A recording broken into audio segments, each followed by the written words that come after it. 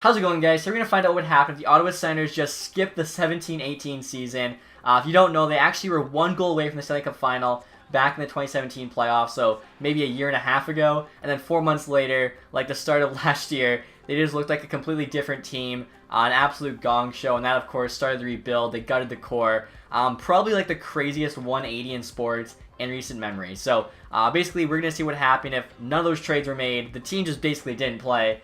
Took a year off and came back now with that same core of players that was a goal away from the Stanley Cup final, as well as some pretty solid young players too. Real quick, guys, I want to thank World of Warships for sponsoring this video. There's actually a link in the description that'll allow you to download the game for free, and if you use code PLAYWARSHIPS2018, you can get a bunch of free in-game swag. Also, too, they're actually working with Alexander Ovechkin, which I think is pretty awesome. So I'll tell you guys more about that at the end of the video. For now, let's get back to the franchise sim. Like, take a look at this screen here, guys. Picking Ottawa Senators right now in franchise mode. Top players: Karlsson, Stone, and Turris. So they traded away 2 of their 3 top players. Obviously, they did get back Matthew Shane, who's, I think, the same rating as Turris, but still. Also, as you can see here, they're 89 overall with that core. If you guys have played with the Ottawa Senators recently or just played franchise mode recently, you'll know they're actually 87 overall, so tied with the Red Wings for being the lowest rated team in franchise mode. They actually were the sole lowest rated, but I think with the recent update where Zetterberg got brought down to a 70, made Detroit the same rating. And before we get into franchise mode, guys, I just wanted to show you all the trades they made this past year, just to kind of show you how kind of crazy that team got. So the first trade obviously was for Matthew Shane. Gave up Kyle Turris, not shown here because it was a three-way trade. Shane Bowers, a solid prospect. The 2018 first, which of course they kept, drafted Brady Tkachuk.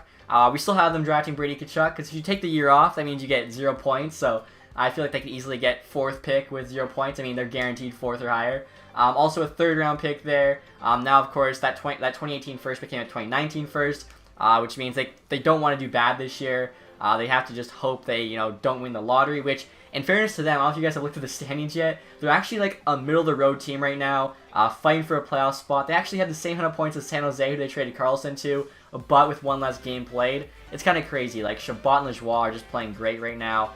Even Tierney, who they got back from San Jose, is playing really good too. On top of that, too, they traded Phaneuf and Thompson to the LA Kings there for Gaborik and Shore. Kind of a weird trade because they retained on Phaneuf. Gaborik has a bad contract too. Doesn't really make a lot of sense. Polka for Domenico was basically an AHL trade, but I actually do like that for the Sens. Polka definitely has more upside.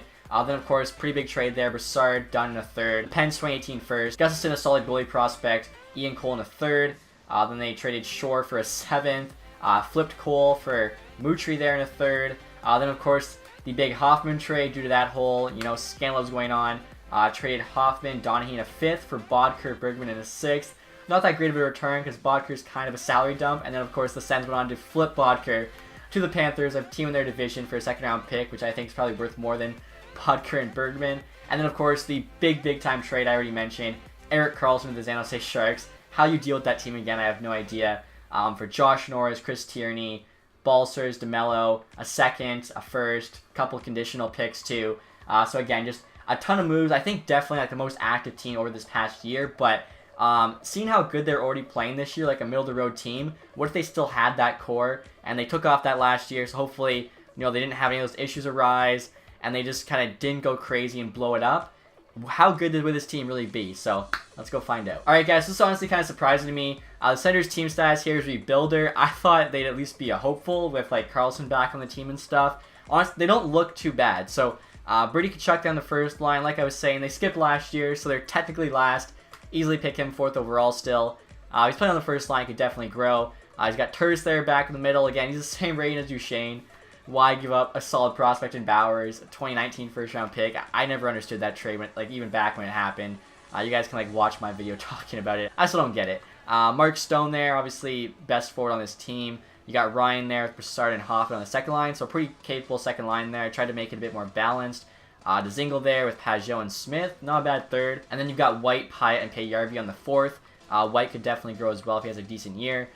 Defense, Chabot and Karlsson. I thought this might end up being the best top pair in the NHL come 4 years from now. After watching Chabot back in the World Juniors a couple years ago, was so dominant. Karlsson, obviously, best fenceman in the game. Sucks we never really got to see that happen.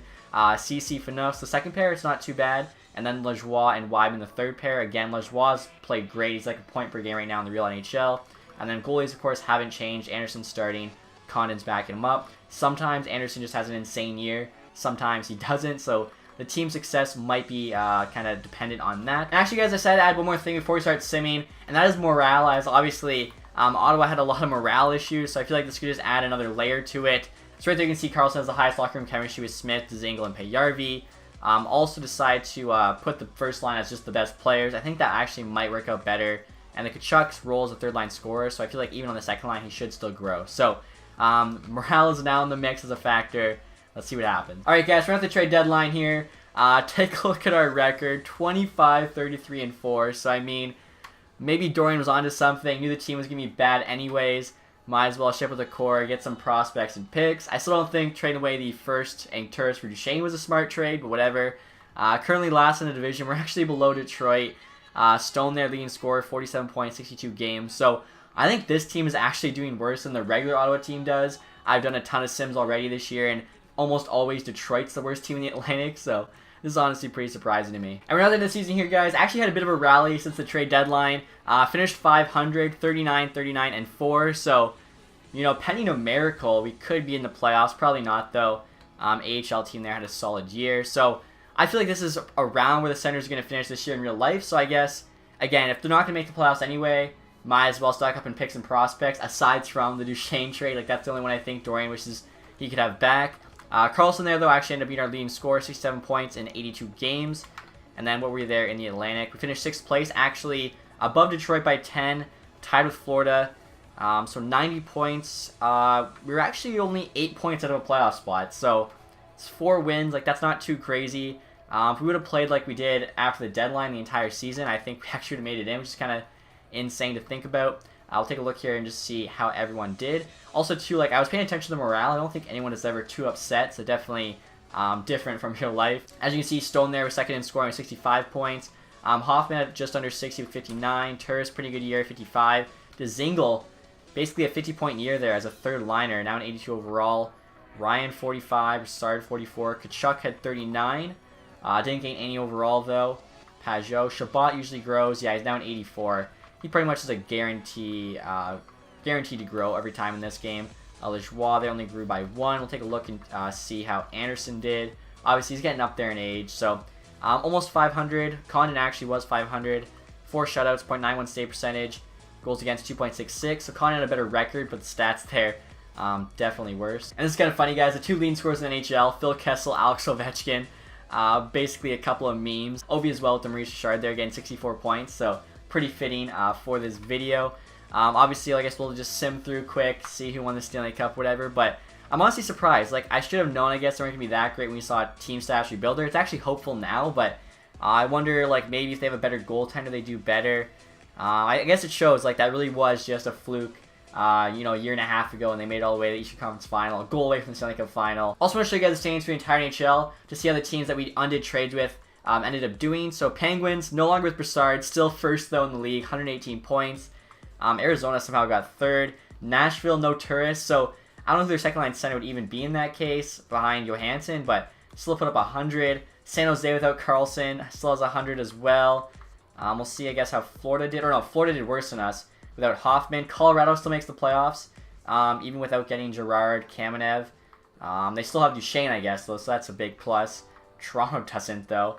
Let's see, LA made that trade with us for nothing. Gabrick. I think LA was also in the playoffs, so it looks like every team we undid a trade with made the playoffs. Yeah, LA did make the playoffs, so that's kind of crazy. So unfortunately, guys, I can't undo draft pick trades in the game, which means Colorado still has our first round pick. And as you can see there, it actually got 3rd there in the lottery. So they'll probably be getting like Peyton Krebs, Bowen Byram, Dylan Cousins, someone like that.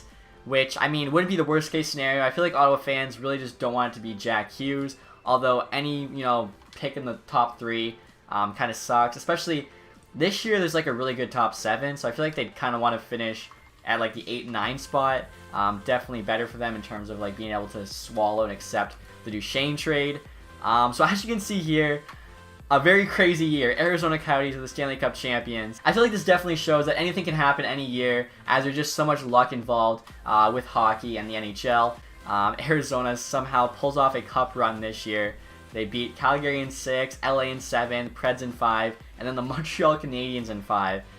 2 teams I did not predict to be in the playoffs, let alone Stanley Cup final there, so pretty crazy. Washington and Nashville, though, both do make sense in the conference final. We'll take a quick look at the awards. We'll see if Karlsson maybe takes home a Norris, staying on Ottawa. A lot of people have him as the favorite to get the Norris this year with San Jose. It's actually PK Subban with the Predators. Okay.